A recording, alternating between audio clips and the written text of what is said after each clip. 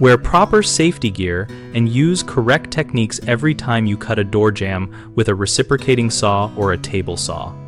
Start by selecting the right blade and confirming it is sharp and properly installed. For a reciprocating saw, use a coarse demolition blade for fast cuts and a fine tooth blade for finish work. For a table saw, choose a carbide tipped blade matched to the wood species and cut type. Always clamp the jamb securely to a stable surface before cutting so the workpiece cannot shift and cause binding. Maintain a balanced stance and position your body to the side of the blade path so missed starts will not put you in the line of travel. Keep both hands clear of the blade and never reach over the saw. With a table saw, use a push stick or push block for narrow rip cuts and a push pad for short pieces. Follow the manufacturer instructions for blade guard installation and anti-kickback devices and verify saw safety features function before each use.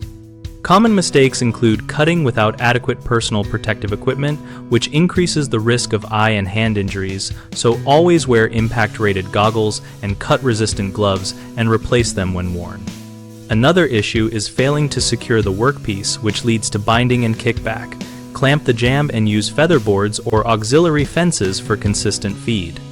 A third frequent problem is improper blade choice or dull blades that burn wood and cause binding. Change blades regularly and match tooth geometry to the cut for smoother feeds.